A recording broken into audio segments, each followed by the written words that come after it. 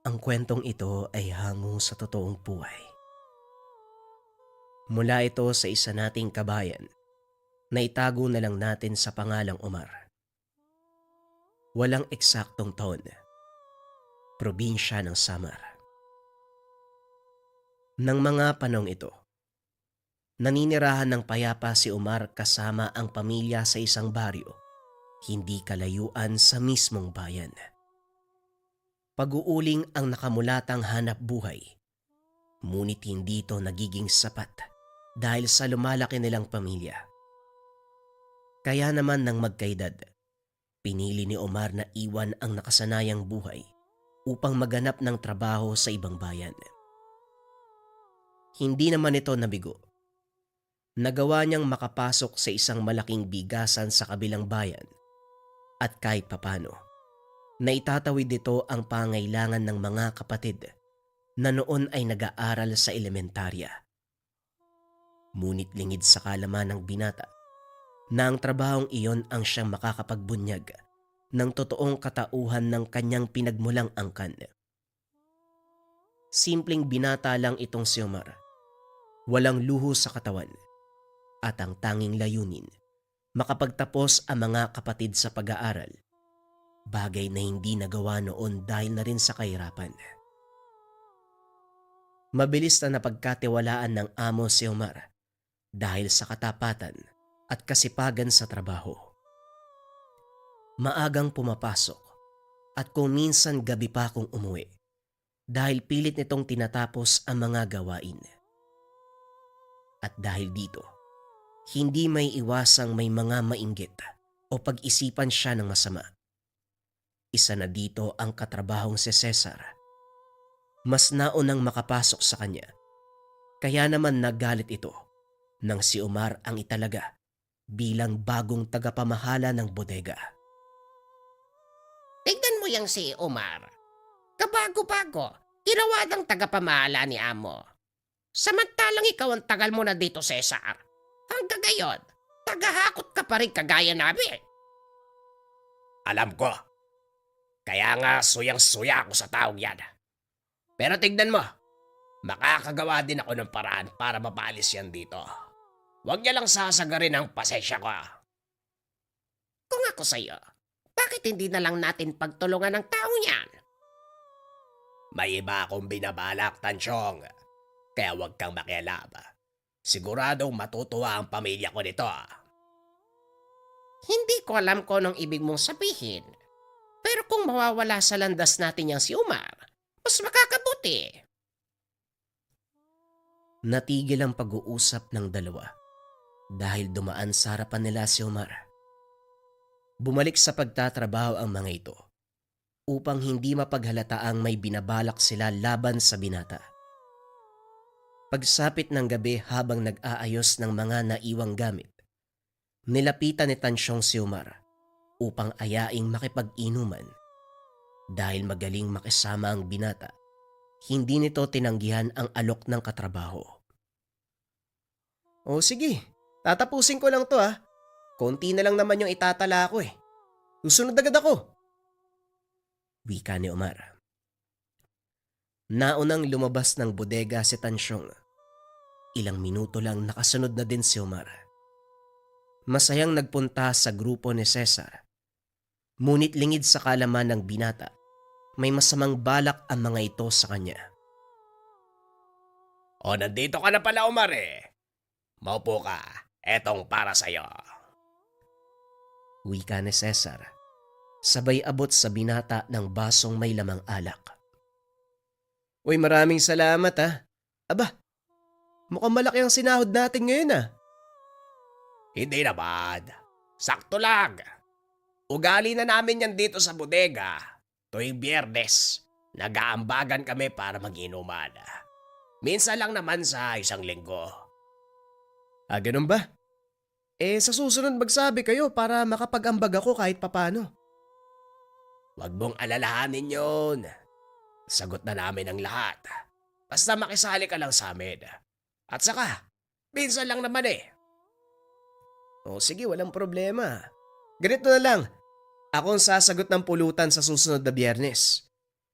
Yun oh, ikaw ang bahala ah. Oh, inom pa. Mahaba pa ang gabi. Wala naman tayong trabaho bukas, di ba? Nag-inuman ang grupo hanggang magsipagbagsakan ang ilan sa kanila. Tanging si Omar at Cesar na lang ang naiwan. Medyo nakakaramdam na ng kaunting hilo ang binata, kaya nagpaalam na ito. Mauna na ako, Cesar. Medyo lasing na ako eh. Malayo pa ang uuwian ko. Ay, oo nga pala. Sa kabilang bayan ka pa umuwi. Sige pare, mag-iingat ka. Tumayo na sa kinaupuan si Omar. Nagsimulang maglakad. Sa kalagitnaan ng daan, bigla itong nakaramdam na tila may kung sinong nakasunod sa kanya. Hindi pa ganon kalasing ang binata, kaya malakas ang pakiramdam nito. Lalo pa at tahimik at walang ingay na maririnig. Marahang nagpatuloy sa paglalakad ang binata, pinakikiramdaman ng paligid, hanggang sa mapagtanto na tama ang hinala. May mga nakasunod nga sa kanya. Dali-dali itong tumakbo at laking gulat ni Omar nang bigla siyang habulin ng kung anong mga nilalang. Hindi makita ng binata ang itsura dahil napakadilim. Tanging anino at maitim na figura lang ang naaaninag nito. Patuloy sa pagtakbo si Omar hanggang sa makarating ito sa bahagi ng bayan kung saan wala na gaanong bahay. Huminto si Omar. Pinakiramdaman kung nakasunod pa sa kanya ang mga humahabol. Biglang tumahimik ang paligid. Wala nang mga kaluskos at ingay ng mga nilalang na humahabol sa kanya.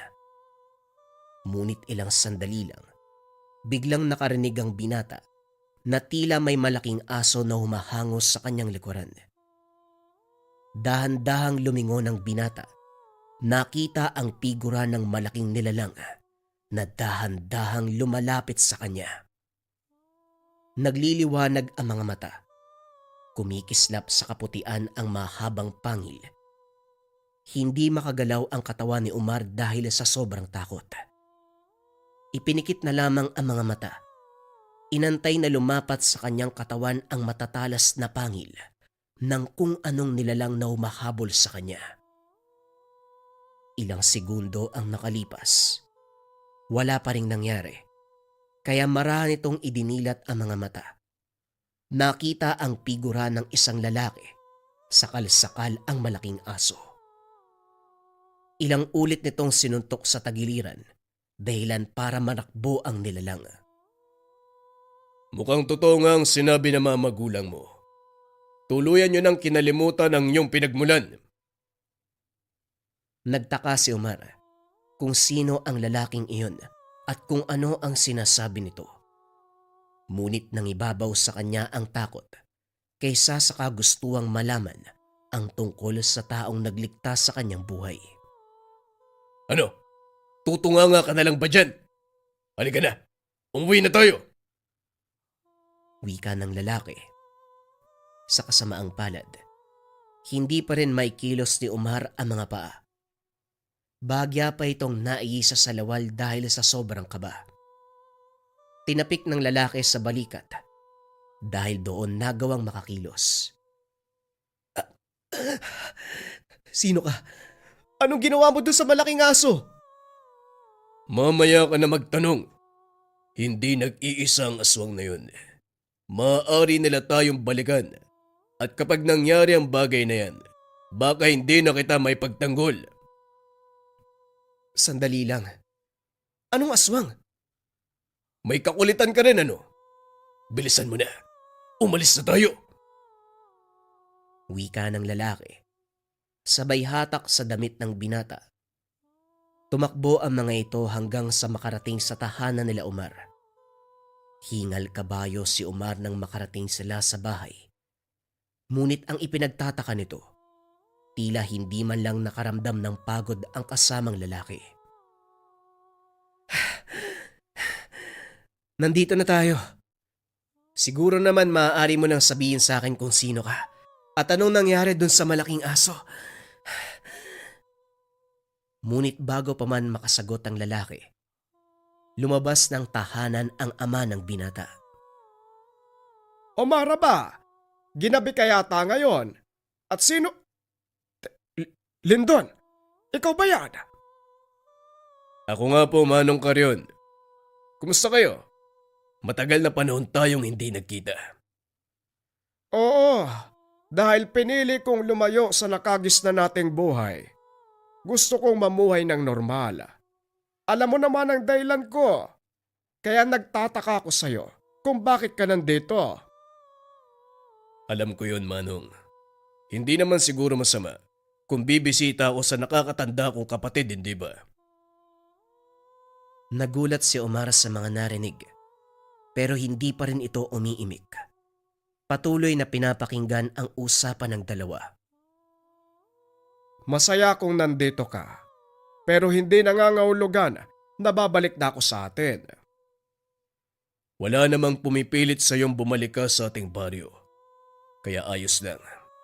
Pero maiba ako, alam mo bang kamunti ka ng pulutanin ng mga aswang tong panganay mo? Anong sinabi mo? Omar, totoo ba yung sinasabi na... Teka nga pala, ipapakilala ko sa'yo si Tio Lindon mo, bunso sa aming magkakapatid.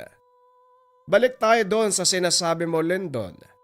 Paano kamunti ka ng pulutanin ng mga aswang itong si Omar? Sasakmalin na sana ng malaking aso ang leg niyan. Mabuti na lang at napadaan ako at napigilan ko yung aswang. Yan ang napapala mo sa pakikipag-inuman sa labas. Tapos uuwi ka ng 10 oras. Teka, ang panghe. Ikaw ba yun, Omar? Opo, tay. Naihipo kasi ako sa salawal dahil sa sobrang takot eh. Peste kang bata ka eh. Ang laki mo na napaka-nervyoso mo pa rin. Maligo ka nga doon. Magpalit ka ng damit. Nakakaya kang panghe mo. Hindi mo naman masisisi si Omar. Ito yata ang unang pagkakataon na nagkaroon siya ng engkwentro sa mga aswang. Oo, ito ang unang pagkakataon na nagkaroon siya ng ganong karanasan. Pero dahil sa nangyari, mukhang masusundan pa ito sa lalong madaling panahon. Tama ka, Manong. Sigurado akong siya ang pakay ng mga aswang. At hindi lang nagkataong sinugod ang mga yon si Omar. Halika na nga muna. Tara, uminom muna tayo ng kape. Wika namang Karyon. Ipinagpatuloy ng dalawa ang usapan. Samantalang si Omar naman ay direktang nakatulog matapos maglinis ng katawan dahil sa sobrang pagod at kalasingan. Mukhang lagana pa rin sa lugar na ito ang mga aswang. Hindi mo yon maiiwasan. Kahit saan ka naman magpunta. Pero may bako. Ano nga pala ang pakay mo? Nagpunta ako rito para ibalitang wala na si Manang Esther. Namayapa na ang ating maestra. Ganun ba?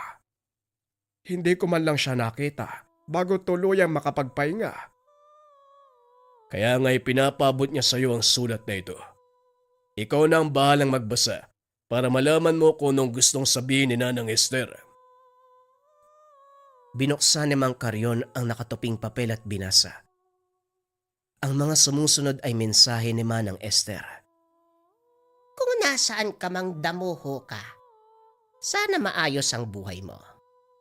Hindi kita pinagbawalang umalis sa aking kandili para hanapin ang buhay na para sa iyong pamilya. Binigyan kita ng kalayaang mamili, Karyon. At sana, nahanap mo ang buhay na para sa iyo.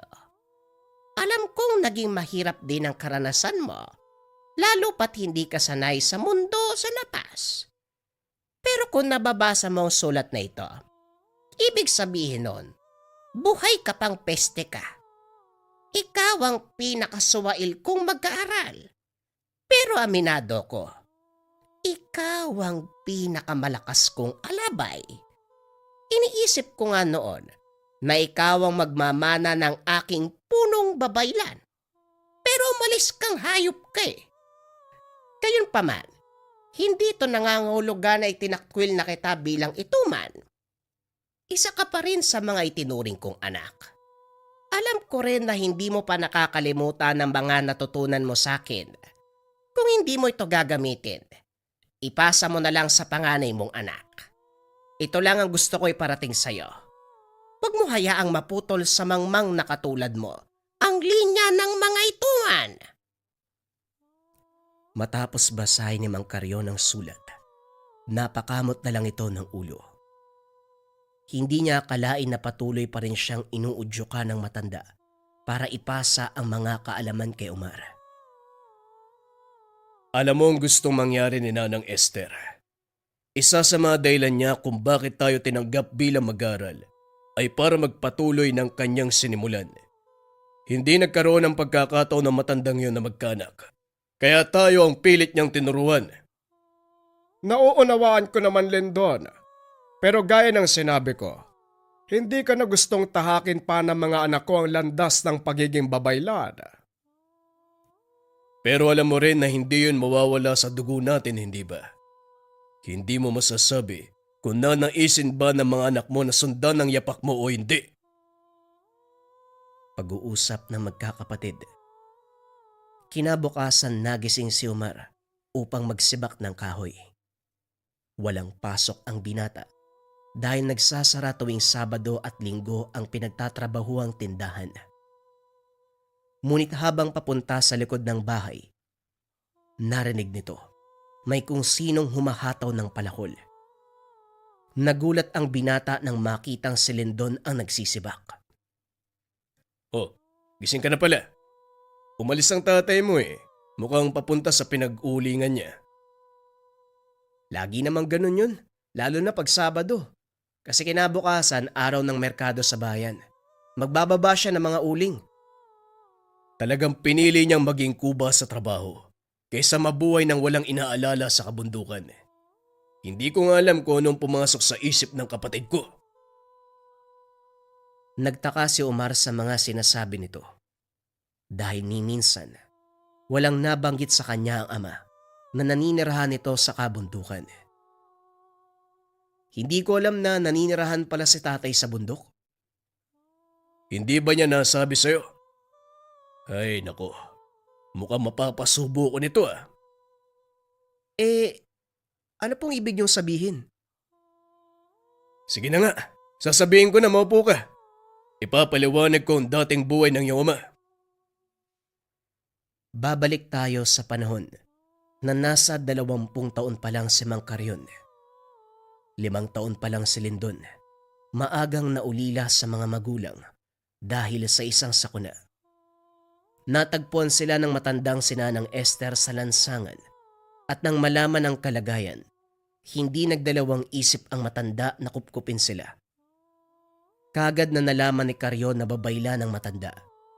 Dumadayo ito sa mga baryo at bayan upang mag-alok ng serbisyo, gaya ng panggagamot, pagbasbas ng bahay at pagkausap sa mga yumao.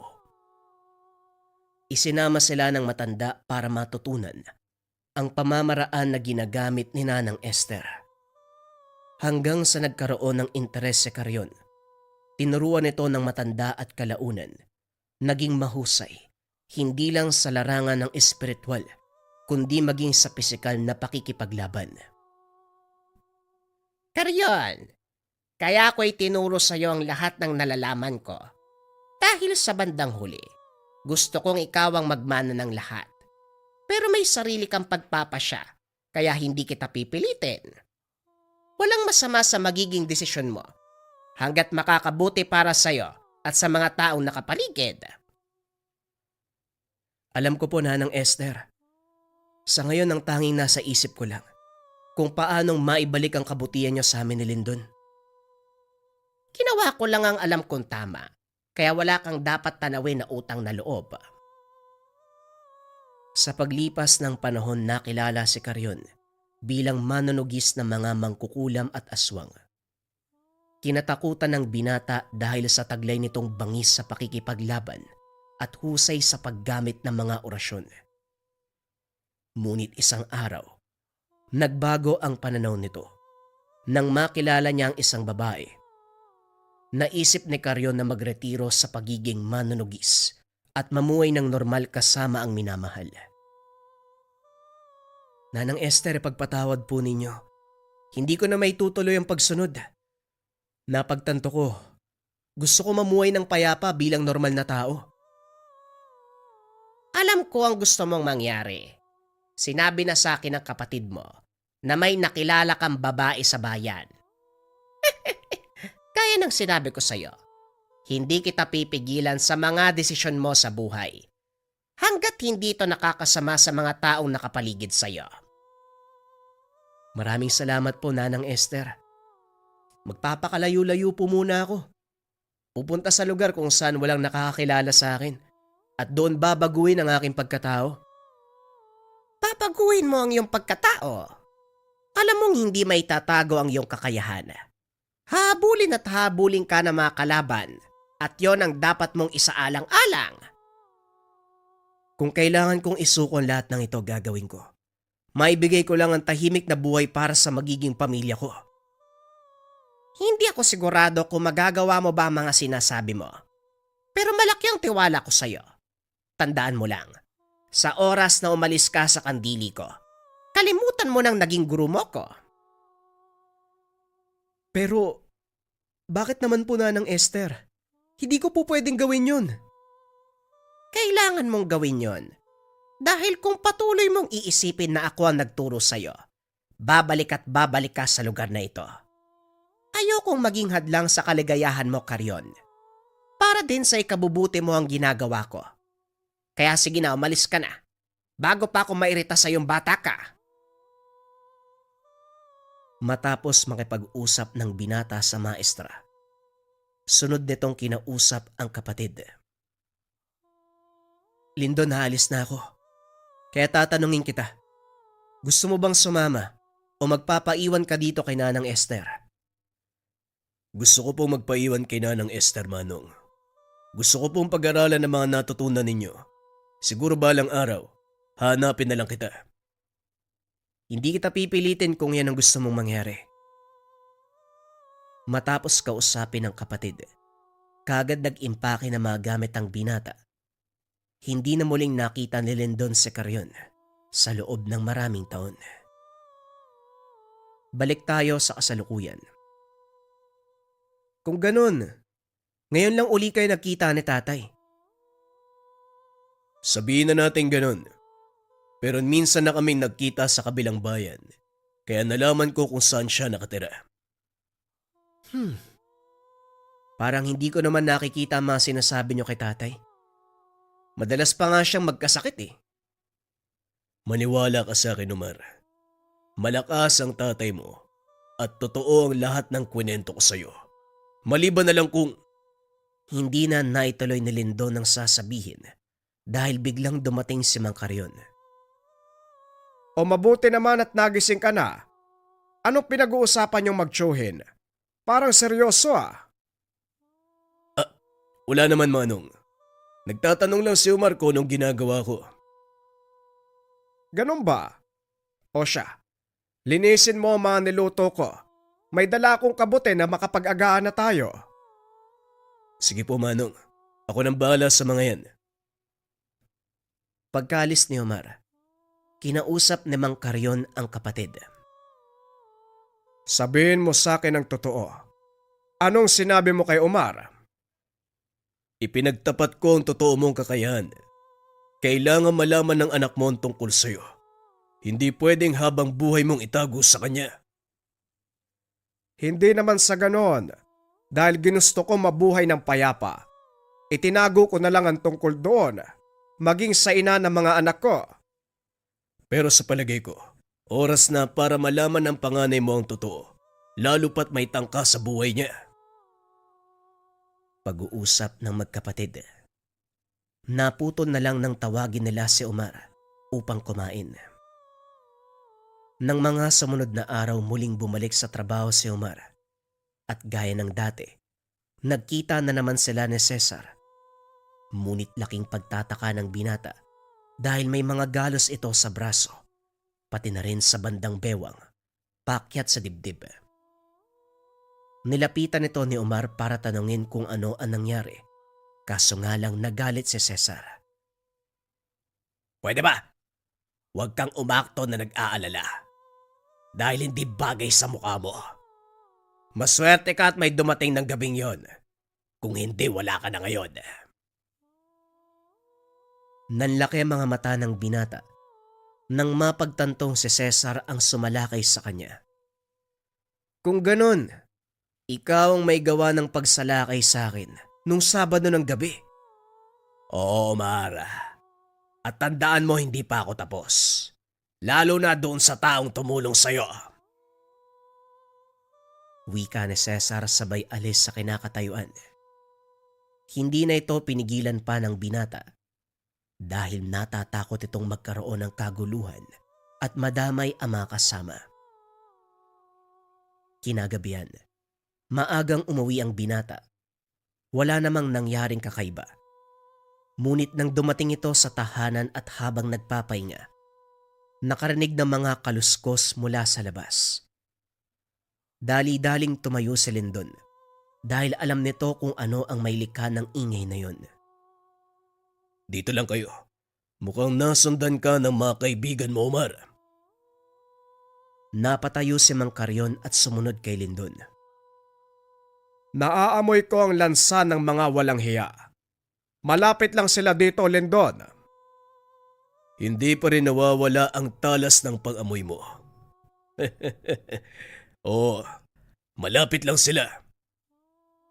Ni minsan, hindi ko naman kinalimutan ang mga natutunan ko. Kaya maganda ka na. Aray, ang sakit na balakag ko ah. Nako, bunga ng katandaan yan. Ang mabuti pa maiwan ka na lang dito. Ako na makikipaglaban sa kanila. Hindi. Kaya ko to. Medyo kinakalawang lang ang mga kaso-kasuan dahil matagal nang hindi nakikipaglaban. Pero sa oras na uminit ang katawan ko, makikita mo kung paano kong paparusahan ang mga aswang na yan. Tignan natin, Manong. Halika na. Mukhang naroon na sila. Wika ni Lindon. Sabay turo sa likod ng bahay. Dali-daling tumakbo ang dalawa papunta sa likod. At para masaksiyan ni Omar ang mangyayari, palihim siyang sumunod. Naghanap ng ligtas na lugar upang hindi mapansin ang mga kalaban at ng dalawang nakakatanda. Nakatayo ang dalawa, nakatingin sa magkabilang direksyon, habang pinakikiramdaman ng paligid. Ilang sandali lang, naglabasan mula sa madilim na gubat ang tatlong malalaking aso. Nandito na sila, Manong. Handa ka na ba? Oo naman. Halika na. Wika ni Mang Carrion, sabay bunot ng itak na nakasugbit sa tagiliran. Sinugod nito ang isa sa mga kalaban at nagulat si Omar nang makita ang malakidlat na galaw ng ama. Maging ang mga aswang hindi ito masundan ng tingin. Nagawang pabagsakin ang isa sa mga kalaban nang walang kahirap-hirap. Dalawa pa ang natira. Kanya-kanyang salakay ang dalawa. Dito nakita ni Omar ang bangis ni Lindon sa pakikipaglaban. Gayon din sa ama, na sa kabila ng edad ay tila hindi nawala ang nakatagong abilidad. Parang gusto ko pang patagalin ang laban ah. Lindon, ano sa tingin mo? Gusto ko din silang paglaruan. Wala naman siguro masama kung gagawin natin yun. Sa palagay ko, hindi tayo pagpapawisan. Kaya patagalin pa natin ang kaunti.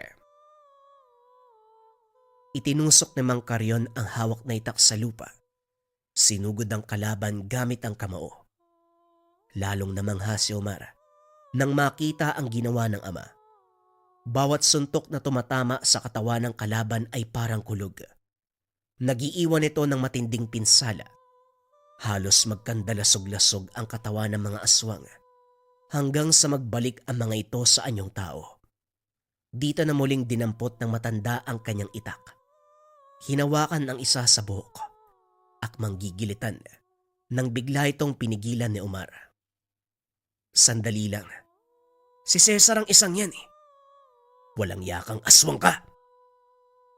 Kilala mo ang isang to? Opo, tay. Siya po yung kasamahan ko sa trabaho.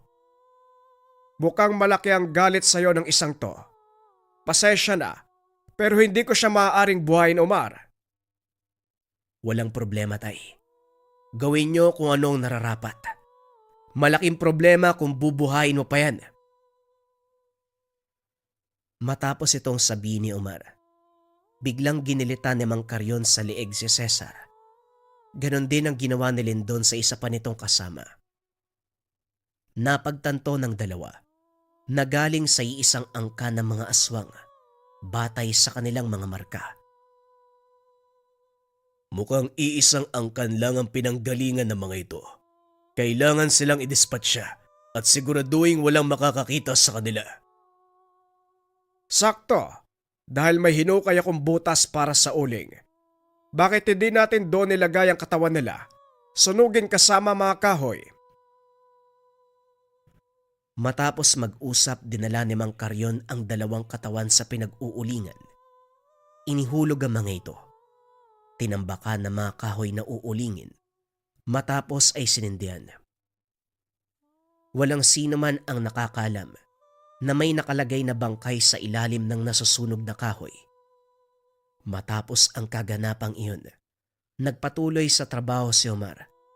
Ngunit sumagi din sa isip nito na pag-aralan ang mga nalalaman ng ama. Dahil sa pangako nito kay Nanang Esther, hindi nagdalawang isip ang matanda na turuan si Omar. Sa kasalukuyan, isa nang manggagamot si Omar. Bagaman hindi natapos ng ama ang pagtuturo, ipinagpatuloy ito ng tiyuhin. Kaya naman nagamit ng maayos ng binata ang lahat ng mga kaalaman ng babaylang ito man. Ang susunod na kwento ay bagong istorya pa rin, kabayan. Ito ay tungkol sa mutya ng ipo-ipo at mutya ng kidlat.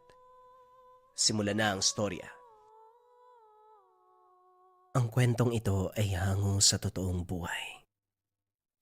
Mula ito sa isa nating kabayan na itago na lang natin sa pangalang Randy.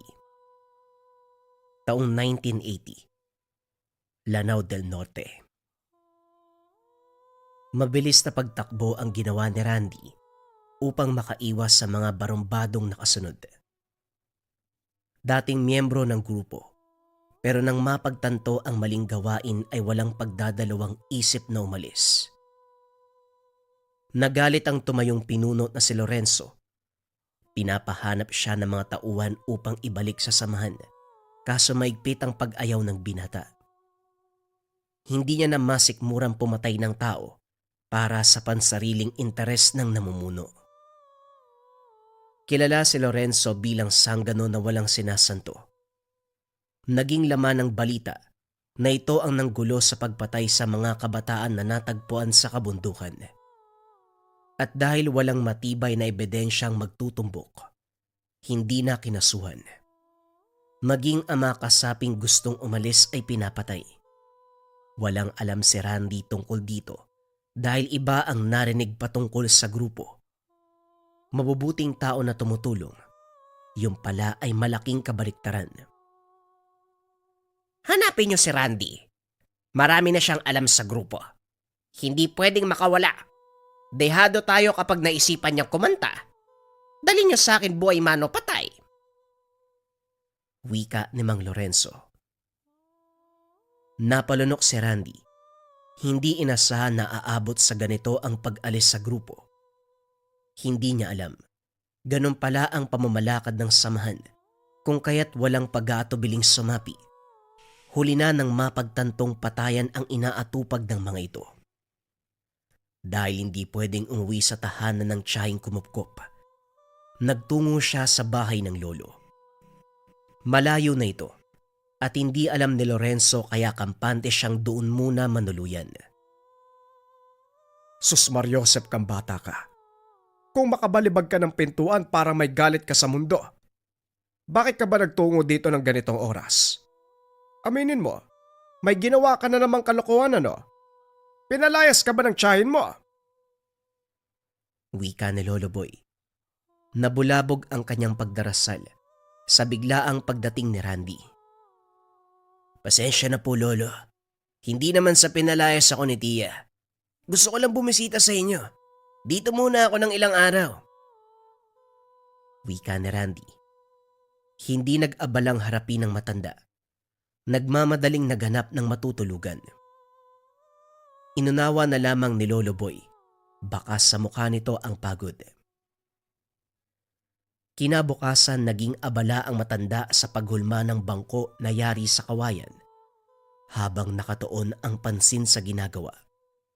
Sumulpot sa harapan ng binata. Kamuntikan pang mapukpok ang kamay ni Lolo Boy dahil sa gulat. Dali-daling hinampas ng kahoy ang apo.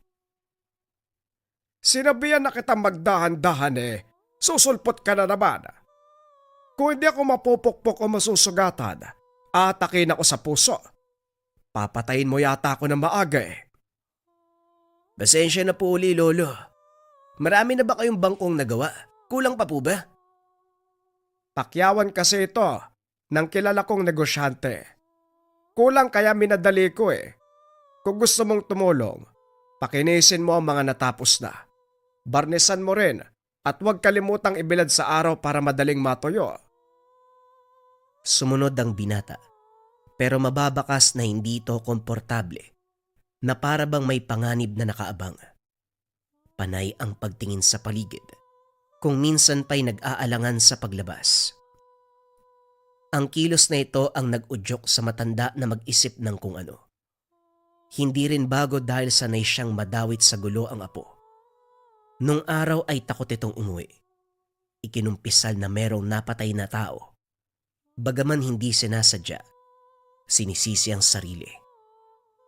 Alam din ni Lolo Boy na miyembro ng isang grupo ang binata. Hindi siya nang himasok kahit na gustong sitahin. Ang nais niya ay ito mismo ang makatuklas, na maling pagpapasya ang pinasok.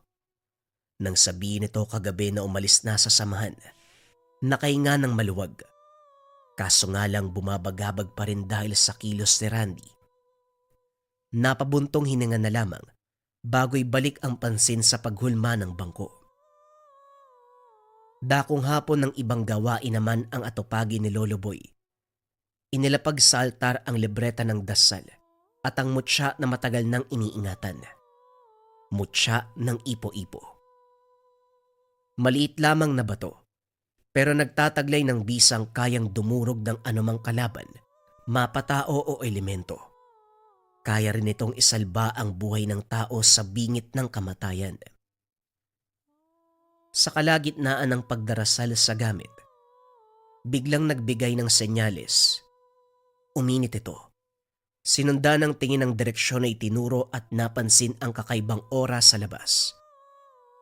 Sa kabilang banda, 3 katao ang nakatago sa kakahuyan. Panay ang silip ng mga ito sa tahanan. Walang ibang pumasok sa isip ni Lolo Boy kung hindi ang apo na ngayon hindi man lang makasilip sa bintana. Kahit kailan, hinahabol ka pa rin ng gulo, iho. O siya, magtago ka na lang dyan. Ako nang haharap sa mga yan.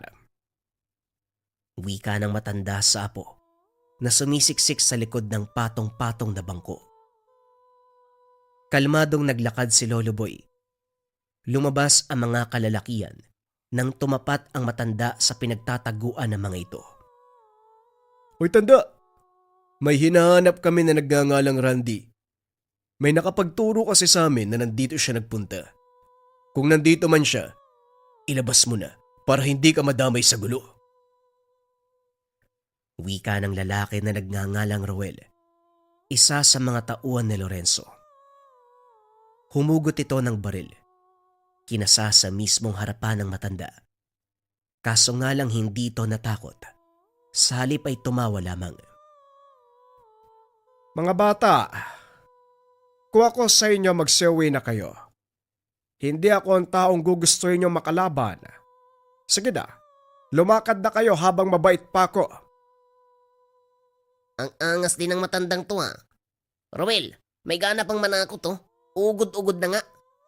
Manong, marami na kaming nakalabang mas nakakatakot kumpara sa'yo. Sa itsura mo, parang isang putok lang sasakabilang buhay ka na eh. Tinawanan ng dalawa si Lolo Boy. Pero nag-atrasa ng mga ito nang walang kahirap-hirap na nabawi ang armas. Sunod-sunod na pinaputok. Pinuruhan sa paa ang isa bilang babala. Nanlaki ang mga mata. Hindi makapaniwala sa inasta ng matanda. Ano ang mga pangalan nyo? Roel at Michael. Ito ang tandaan nyo. Ibibigay ko sa inyo ang pagkakataong ito. Pero hindi na dapat kayo magpakita pa muli sa akin. Dahil sa sandaling mag-cross ang landas natin, sa ulo na babao ng bala. Nagkakaintindihan ba tayo? Hindi makasagot ang mga ito. Nagmamadaling lumayo para iligtas ang sarili. Tumawa si Lolo Boy habang sinusundan sila ng tingin. Tignan mo nga naman. Ang yabang ng bibig, bahag naman ang buntot. Sus Mariosep. Lolo, hindi nyo nasabi sa akin. Marunong pala kayong bumaril. Natakot sa inyo mga yun Wika ni Randy. Ginawaran siya ng kaltok dahil sa dinalang gulo. Ayos ka rin ano? Baka nakakalimutan mong ikaw ang sadya ng mga lalaking yon. Ito na sana ang huli, Randy. Sa tuwing uuwi ka rito, palagi na lang may dalang kalokohan. At ang pinakamalala pa, meron silang dalang armas. Mas mabuti nga sigurong nandito ka para may pagtanggol. Pasensya na po, Lolo. Hindi ko naman alam na ganun pala ang pinasok ko Ang sabi kasi sa akin, simpleng kapatiran lang. Yung pala patay ng inaatupag. Binalaan nyo naman siguro mga yun, di ba? Matatakotin sila Michael at Ruel. Sigurado ako magtatanda sila at hindi na babalik dito. Paano kaya nila ako natuntun? Malayo na to sa lugar namin Dapat lang hindi na sila bumalik. Kapag nagkataon at hindi ako nakapagpigil, siguradong mamamatay ang mga yan. Tutal wala ka namang ginagawa, may naisip ako para sa'yo. Magsanay ka para matuto kang lumaban. Hindi alam ng binata kung ano ang ibig sabihin ni Lolo Boy. Tahimik siyang sumunod, patungo sa likod ng tahanan. Meron doong humiwalay na bahay kung saan gulat ang bumungad sa kanya. Puno ito ng iba't ibang patalim. Meron ding baril. Naalala mo ang kwento ko kung saan may nabanggit akong pinagkakabalahan noong araw. Ito yon. Sa dami ng patalim parang tindahan na to, Lolo. Para saan ba ang mga to? Sinanay ako ng yumakong ama sa ganitong pamamaraan. Ang matutong lumaban sa karahasan at pang-aapi ng kahit na sino, mapatao man o mga elementong nabubuhay para manggulo sa atin. Kunot noong tumingin ng binata kay Lolo Boy. Gulong-gulo kung ano ang gustong ipagawa sa kanya. Diretsuhin niyo nga po ako, Lolo. Bakit tayo nandito? Bakit mo sinasabi sa akin ang mga bagay na yan? Ngumiti ang matanda. Dumampot ng patalim at walang ano-anong hinagis sa binata. Alisto naman ito. Nagawang makaiwas. Total hinahabol ka ng gulo. Bakit hindi natin simulan ng bagay na makakatulong sa'yo? Magsasanay ka sa ilalim ng gabay ko para maging handa at makalaban kung sakali mang babalik ka ba ngayon. Unahin natin ang pagsukat ng iyong lakas, bilis at pag-iisip. Humablot ng patalim si Lolo Boy. Walang pasabing sinugod ang apo. Umabot sila sa labas at doon nagbuno. Sinadya ng matanda na ibuhos ang lakas para malaman kung hanggang saan ang kakayahan ng binata. Natuwa siya nang mapansin na sa kabila ng patayan ng katawan, meron pang kalakasan. Mabilis ding nakailag sa mga atake, kaso nga lang hindi maalis ang takot. Kung minsan pa'y nagdadalawang isip kung ano ang igaganting kilos. Nang tumilapon ito, pansamantalang itinigil. May pagkapulido na mga buto mo, kaso ang galaw at isipan ay hindi nagkakaisa. Subukan mong sabayan ng mabilis ang desisyon ng bawat kilos. Bumangon ka dyan, uulit tayo. Teka, sandali lang lolo. Hindi mo naman sinabing mahusay ka pala makipaglaban. Wala ka sigurong ibang maisip na gawain kaya dinadamay mo ako dito. Ayoko na, nakakatakot ka. Parang papatayin mo ako eh. Sa grupo nyo, ikaw siguro ang pinakamahina. Hindi mo kayang magyabang. Hindi mo rin kayang tumagal sa laban. Tumayo ka dyan. Magsisimula pala tayo eh. Muling sumugod ang matanda. Si Randy naman sa kabilang banda. Natataranta habang umiiwas. Nanlaki ang mga mata habang sinusulyapan ang mga nawasak na bagay dulot ng patalim na hawak ni Lolo Boy. Sa isipan nito, tototohanin ang pag-atake sa kanya. Kung lakas ang pag-uusapan, aminadong walang laban, kaya naman nagharap ng paraan para makatakas. Nang masulyapan ng bukas sa bintana at makahanap ng pagkakataon, walang pagdadalawang isip na lumusot. Nagulat si Lolo Boy sa ginawa niya. Tumawa ito ng malakas. Mahusay. Pero tandaan mo, hindi kailanman sagot ang pagtakas, lalo na kung hinahabol ka ng kaguluhan. Matutong humarap nang sa gayoy matapos ang problema at masolusyonan. Ay naku lolo boy, hindi ko alam kung anong gusto mo sa buhay mo. Pero bahala ka na dyan. Pinapakaba niyo ako eh. Tumawa ng tumawa ang matanda sa inasal ng apo. Sa katunayan, matagal niya nang gustong gawin ang bagay na ito. Nag-aantay lamang ng tamang pagkakataon. Hubugin si Randy para maging handa sa nalalapit na takdang araw. Dakong hapon, nang mapansin ng binata ang nakaparadang sasakyan sa kanilang bakuran, hinahakot ng mga tauhan ang gawang bangko ni Lolo Boy. Sa hindi kalayuan, makikitang kausap nito ang isang matandang lalaki na kung ibabatay sa pormahan, may tuturing na mayaman. Dali-dali siyang nakiusyoso. Maraming salamat at sa akin mo naisipang pumakyaw ng bangko. Malaking tulong ito para sa ikabubuhay naming maglolo. Kilala mo naman ako. Pumipili ng malalapitan. Mahusay ang paghulma mo ng mga bangko, kaya ako sa iyo napagawa. Matibay, magandang disenyo. May iba pala tayo. Nalalapit na ang pagsalakay ng grupo ni Ka Norman. Asahan ko ang tulong mo, paring boy. Aba oo naman. Tuloy pa rin ang usapan. Pero baka hindi ako makasama. May hinuhubog akong tao ngayon. Naniniwala ako sa kakayahan niya. Hindi tayo malulugi kung siya ang ilalaban. Bahala ka kung sasama ka man o hindi. May ibang taong hahalili. Ang importante may magagawa tayong laban sa grupo ni Ka Norman. Hindi ko na masikmura ang pagpapalaganap niya ng kasamaan. Marami na siyang biktima. Kailangan ng mahuli sa akto para matigil ang lahat ng kaguluhan. Huwag kang mag-alala, Bernardo. Sa pagkakataong ito, sisikapin nating matuldukan ang lahat ng kahayupan ng pangkat na yon. May hawak akong alas. Malaki ang syansang magbibigay sa atin ng pag-asa. Pag-uusap ni Lolo Boy at ng matanda na tinawag na Bernardo. Napabuntong hininga si Randy habang nakikinig. Masyadong seryoso ang usapan na naging dahilan para makapag-isip.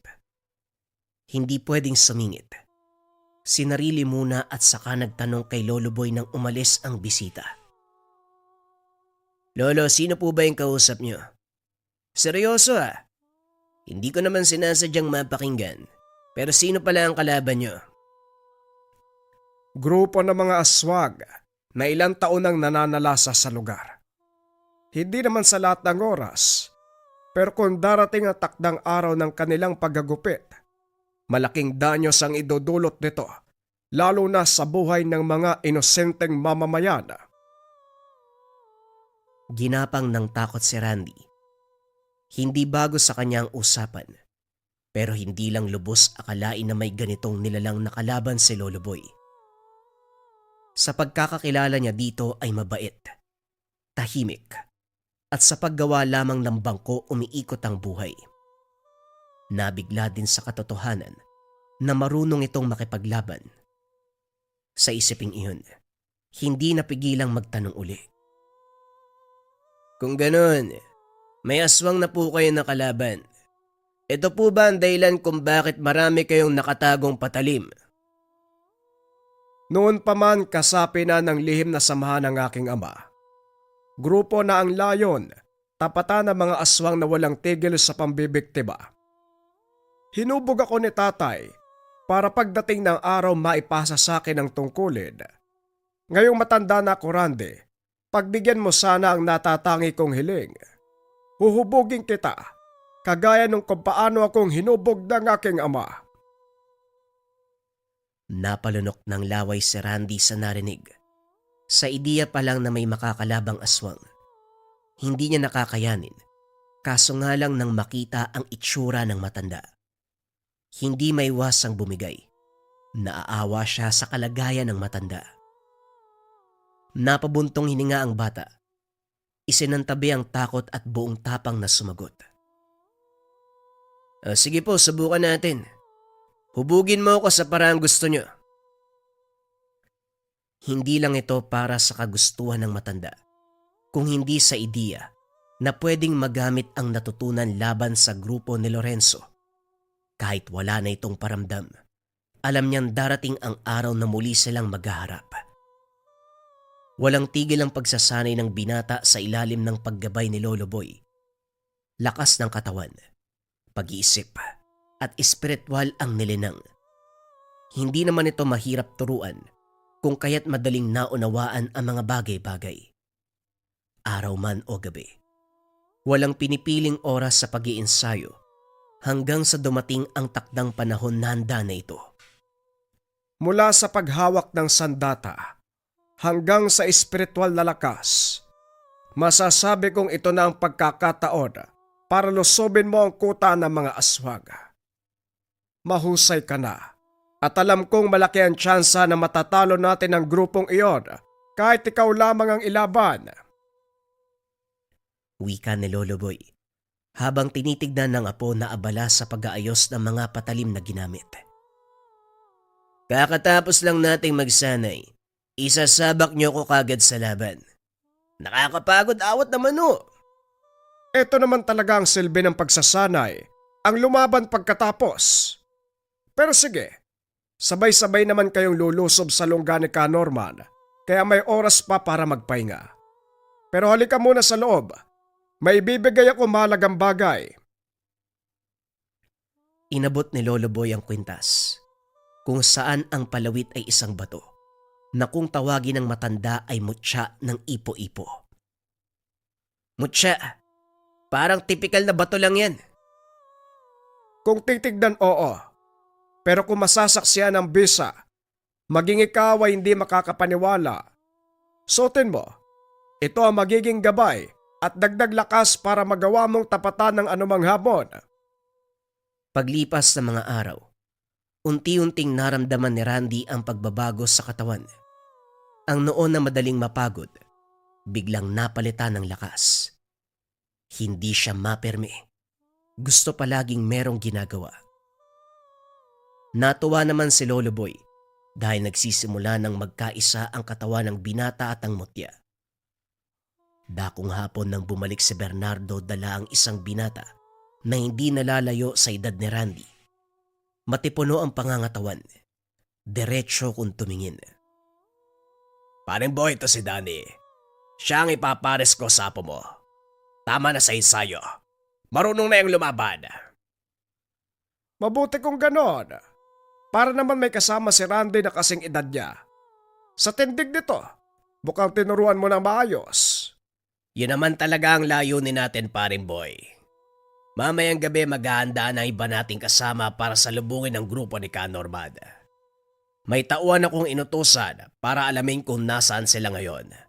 Ang sabi, hinahanap din pala nila tayo. Yun naman talaga ang layunin natin, paring boy. Mamayang gabi maghahanda ng iba nating kasama para salubungin ang grupo ni Ka Norman. May tauhan akong inutusan para alamin kung nasaan sila. Ang sabi, hinahanap din nila tayo. Ganun ba? Mabuti yan. Siya mismo ang palapitin mo rito nang mahuli natin sa akto. Masyado siyang mailap sa nakalipas sa mga taon. Hindi ko alam na hinahanap niya rin pala tayo. Papuntahin mo rito nang matikman nilang hagupit ng bago nating alas. Kagaya ng sinabi ng panauhin, dumating ang iba pang kasamang manunugis. May kanya-kanyang bitbit na patalim at tangan. Iba't ibang mutya at medalyon na layong protektahan sila sa nalalapit na sagupan. Walang ideya si Randy kung gaano kalaki ang kaguluhang nag-aabang. Sumunod lamang siya sa ginawa ng iba. Hinahanda ang sarili para sa nalalapit na labanan. Nang makita si Danny, pasimple niyang tinanong. Randy ang pangalan ko. Apo ko ni Lolo Boy. Nga pala, wala pa akong alam kung ano ba talaga ang nangyayari. Walang malinaw na binanggit sa akin si Lolo. Ang sabi niya lang, may labanan na magaganap kontra aswang. Gaano ba sila karami? Ako naman si Danny. Hindi ko mabilang. Ako natas ang maging kasangga mo. Ayusin mong lumaban para magkasundo tayo. Ay, wag mo ako maliitin Sisiw lang sa akin ng mga yan. Si Lolo Boy ang gumabay sa akin, kaya asahan mong mahusay pa ako kaysa sayo. O, wag na kayo magyabangan. Pumwesto na kayo dahil nandyan na sila. Ang planong paglusob ay naiba dahil sa ngayon ay sila ang nilusob na mga kalaban. Katahimikan ang namayani sa paligid. Lahat ay nakatago sa bawat sulok. Binabantayan ang galaw ng mga kalabang dahan-dahang humakbang papalapit. Sina Danny at Randy ang nasa unahan, samantalang nasa likuran ang iba pang kasamang manunugis. Sina Lolo Boy at Bernardo, nasa loob ng tahanan, nakaalerto ang mga ito. Siguro naman binigyan ka rin ng mutya ng lolo mo. Ipamalas mo ang galing yan. Siguraduhin mong madudurog ang bawat buto ng kalaban. Tumahimik ka. Huwag mo akong pinagsasabihan, baka hindi kita matansya. O sige, gumalaw ka. Walang pasabing tinulak nito ang binata. Kaagad namang naging alisto ng palibutan na mga kalaban. Nag-init ang tangang mutya ni Randy. Maigpit na rin ang hawak sa patalim. Isa-isang tinignan ang mga kalalakiyang pumaikot. Ilang sandali pa, lumitaw mula sa kung saan si Lorenzo. Nandito ka lang palang hayop ka. Nahirapan pa akong maghanap. Oh, parang may kalaban ka. O siya, ibabalato ko na sa inyo ang damuhong yan. Pugpugin nyo, pero ako ang papatay. Sa halip na makinig ang mga lalaki, bigla itong umatake kay Lorenzo. Nag-anyong aswang ang dalawa at saka walang pakundangan itong kinagat. Ilang sandali lang ang tinagal. Bumulagta ito sa lupa. Akala ko pa naman magkasabwat kayo ng hayop na yun. Hindi pala. Okay dyan. Ano pang inaantay nyo? Sumugod na kayo. Sa hudyat ni Randy, lumabas ang mga nakatagong kasama para pagtulungan ang mga aswang. Ipinamalas din ng binata ang kanyang husay at kakayahan. Bawat taga ng patalim, may nilalang nahahandusay. Sinabayan pa ng bisa ng mutya, kung kaya't walang kahirap-hirap na tinalo ang mga ito. Sa kabilang banda, nagpakitang gilas din ng binatang si Danny. Kapantay nito ang lakas ni Randy. Kaso nang mapagtanto ng dalawa ang kakayahan ng bawat isa, ginawang kompetisyon ang pagpapatumba sa mga kalaban. Nagparamihan ng mapapatay na aswang. Gayunpaman, hindi napabayaan ang pinakapakay ng sagupan. Makalipas ang ilang sandali, kaunti na lamang ang natira sa kabilang panig. Sa puntong ito, lumabas ang taong tinatawag na Ka-Norman. Kaya pala nagtatago. May sinasanay na mga binata. Mahusay ang dalawang ito. Pero tumabi muna kayo. Ang matandang Boy at Bernardo ang pakay ko. Ka-Norman, tama. Pasensya na po. Kami ang haharapin mo at hindi ang matatanda. Kung ano man ang gusto mong sabihin sa kanila, sa amin mo ibilin. Bata, usapang matanda ito. Kaya itika mo ang bibig mo. Kung ayaw mong tabasin ko yan. Baka gusto mong ikaw ang maputulan ng dila. Sa kadaldalan mo naririndi ako eh. Ano bang pakay mo sa lolo ko at sa matandang si Bernardo? Apo ka ni Boy. At ikaw naman ay nasa kampo ni Bernardo. Ayos ang matatanda. Mga bata ang hinarap sa akin. Ayoko nang ulitin ang salita ko. Iharap niyo sa akin ang dalawang matanda. Huwag ka nang umasa. Kami ang harapin mo. Hindi natansya ni Ka-Norman ang kakulitan ng dalawa. Kaya naman inutusan ang natirang aswang na sumugod. Walang inatrasa ng mga binata. Pinaglaruan lamang ang kalaban. Isa-isang binalibag matapos gilitan ng leeg. Tumagal ng ilang sandali ang mga ito. Bumulagtang wala ng buhay. Ano? Wala ka na bang ilalaban sa amin? Nagdala ka ng mga tauhan pero wala namang silbi. Hindi sumagot ng salita si Ka-Norman. Sa halip ay nagpalit ng anyo.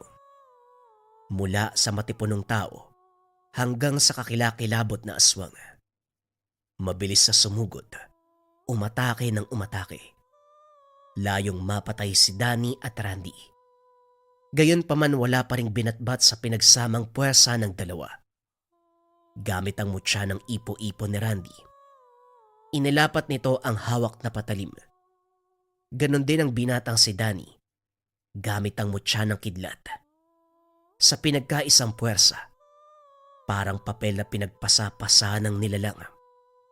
Pinahirapan sa pamamagitan ng pagbigay ng sugat sa iba't ibang bahagi ng katawan. Pinutulan ng braso, binti, at sabay na itinarak ang kanya-kanyang patalim. Umalingaw-ngaw ang daing nito, sinundan ng pagdanak ng dugo. Bilang pagtatapos ng buhay, pinugutan ni Randy ng ulo. Inabot ng madaling araw ang pagligpit ng mga bangkay. Gumawa lamang ng malaking hukay na magkakasya ang lahat. Si Lolo Boy ang namuno sa ritual para tanggalin ang bisa ng sumpa nitong buhayin muli ang namatay na katawan. Sinunog na rin ito. Hinayaang tupukin ng apoy ang bawat laman at buto. Pagkatapos ay sa isang nagpaalam ang mga kasamahang manunugis. Samantala, hindi mapalagay si Randy habang naglalaro sa isipan ang mga katanungan. Lolo, sino po pa talaga si Ka-Norman?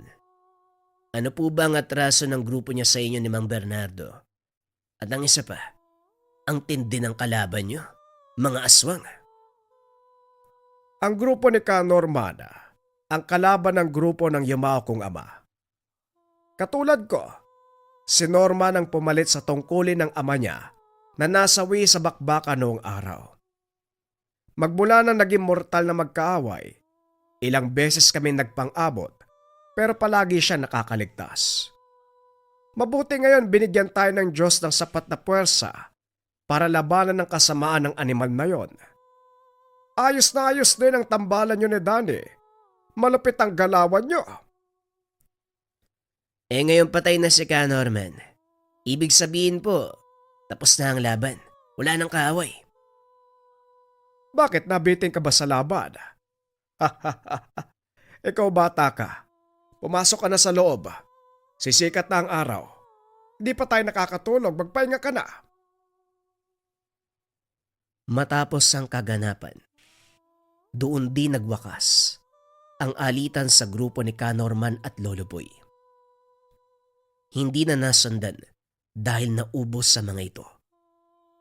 Sa kabilang banda, ipinagpatuloy ng maglolo ang pagsasanay para mas lalo pang mapaglinang ang kakayahan ni Randy.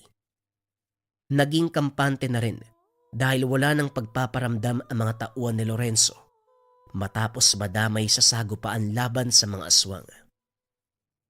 Sa paglipas ng panahon, naturingan na isa sa pinakamalakas na nagtatangan ng mutya si Randy, na ang tanging layunin lamang, tumulong sa mga nangangailangan.